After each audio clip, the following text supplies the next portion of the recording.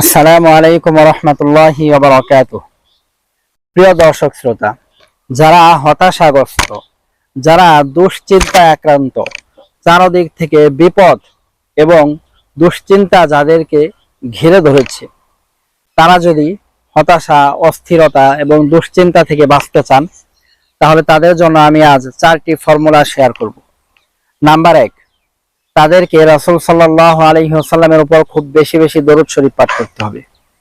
কারণ রাসূল সাল্লাল্লাহু আলাইহি ওয়াসাল্লাম ইরশাদ করেছেন, মান সাল্লা আলাইয়া ওয়াহিদাতান সাল্লাল্লাহু আলাইহি আশারা মাররাতান, যে ব্যক্তি আমার উপর একবার দরুদ শরীফ পাঠ করবে, আল্লাহ সুবহানাহু ওয়া তাআলা তার উপর 10 বার রহমত নাজিল করবেন।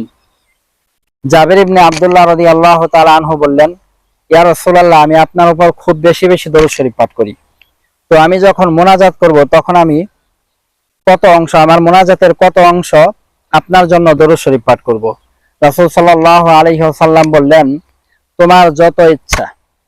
জাবির ইবনে আব্দুল্লাহ রাদিয়াল্লাহু তাআলা আনহু বললেন, আমি যদি আমার মোনাজাতের 4 ভাগের 1 ভাগ আপনার উপর দরুদ শরীফ পাঠ করি, তাহলে কি হবে? রাসূল সাল্লাল্লাহু আলাইহি ওয়াসাল্লাম বললেন, এটা ভালো, তবে তুমি যদি আরো বেশি পড়তে পারো সেটি আরো ভালো। জাবির ইবনে আব্দুল্লাহ রাদিয়াল্লাহু তাআলা আনহু বললেন, তাহলে আমি আমার মোনাজাতের অর্ধেক সময় আপনার উপর দরুদ শরীফ পাঠ করব। রাসূলুল্লাহ বললেন, এটা ভালো, তবে যদি তুমি আরো বেশি পড়তে পারো সেটি তোমার জন্য আরো ভালো। জাবির ইবনে আব্দুল্লাহ রাদিয়াল্লাহু তাআলা আনহু বললেন, আমি আমার মোনাজাতের সম্পূর্ণ অংশটাই আপনার উপর দরুদ শরীফ পাঠ করব। রাসূল সাল্লাল্লাহু আলাইহি ওয়াসাল্লাম বললেন, তাহলে তোমাকে আল্লাহ সুবহানাহু ওয়া তাআলা ক্ষমা করে দিবেন এবং তোমার উপর অসংখ্য অগণিত রহমত নাজিল করবেন। সুতরাং আপনি যদি হতাশাগ্রস্ত হয়ে থাকেন, আপনি যদি অর্থনৈতিক বলেন, মানে মেন্টালিটি বলেন, যে কোনো ভাবে যদি আপনি অস্থিরতার মধ্যে থাকেন, তাহলে রাসূল সাল্লাল্লাহু আলাইহি ওয়াসাল্লামের উপর বেশি বেশি দরুদ শরীফ পাঠ করুন। 2 নাম্বার হলো, আপনাকে বেশি বেশি ইস্তেগফার করতে হবে। কারণ আল্লাহ সুবহানাহু ওয়া তাআলা পবিত্র কোরআনে বলেছেন, ফাকুল তাস্তাগফিরু রাব্বাকুম ইন্নাহু কানা গফফারা, আপনি তাদেরকে বলুন যে তোমরা ইস্তেগফার পাঠ করো। ইন্নাহু কানা গফফারা, নিশ্চয়ই আল্লাহ সুবহানাহু ওয়া তাআলা মহা ক্ষমাশীল।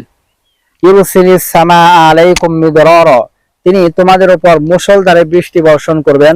ওয়া ইউমদিদুকুম বিআমওয়ালি ওয়া বানিনা ওয়া ইয়াজআল লাকুম জান্নাতি ওয়া ইয়াজআল লাকুম আনহারা, এবং তিনি তোমাদের সন্তান সম্পদে বারাকা দান করবেন, তোমাদের জন্য বাগ বাগিচা আর নদী নালা সৃষ্টি করে দিবেন।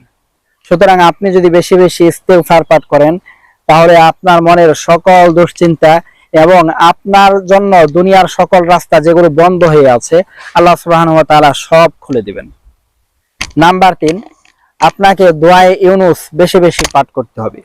কারণ এটি হলো এমন দোয়া, যে দোয়াটি ইউনুস আলাইহিস সালাম এমন একটি স্থানে পড়েছিলেন যেখানে কোনো আলো ছিল না, যেখানে কোনো আকাশ ছিল না, যেখানে কোনো জমিন ছিল না, শুধু ছিল অন্ধকার আর অন্ধকার। সেই সময় তিনি আল্লাহকে ডেকে বলেছিলেন, লা ইলাহা ইল্লা আনতা সুবহানাকা ইন্নী কুনতু মিনাজ জালিমিন, হে আল্লাহ, তুমি ছাড়া কোনো মাবুদ নেই, ইন্নী কুনতু মিনাজ জালিমিন, তুমি পবিত্র আর আমি হলাম জালিমদের অন্তর্ভুক্ত। আল্লাহ সুবহানাহু ওয়া তাআলা বলেন, ফাস্তাজাবনা লাহু ওয়া নাজ্জাইনাহু মিনাল গাম্মি ওয়া কাযালিকা নুনজিল মুমিনিন, আমি তার ডাকে সাড়া দিলাম, ওয়া নাজ্জাইনাহু মিনাল গাম্মি, এবং সকল ধরনের দুশ্চিন্তা, হতাশা থেকে তাকে মুক্তি দান করলাম। ওয়া কাযালিকা নুনজিল মুমিনিন, এটি হলো ইম্পর্টেন্ট বিষয়। আল্লাহ বলছেন, এভাবেই আমি যুগে যুগে মুমিন বান্দাদেরকে ক্ষমা করে দিব। সুতরাং আপনি যদি দুশ্চিন্তা থেকে, অস্থিরতা থেকে মুক্ত হতে চান, আপনি যদি চান পৃথিবীর বন্ধ হওয়া দরজাগুলো আপনার জন্য খুলে যাক, তাহলে আপনাকে এই দোয়ায়ে ইউনুস বেশি বেশি পাঠ করতে হবে। 4 নাম্বার, আমি যে কথাটি আপনাকে বলবো সেটি হলো, আপনি বলবেন, ইয়া যাল জালালি ওয়াল ইকরাম, হে মহিমাময়, হে মহান।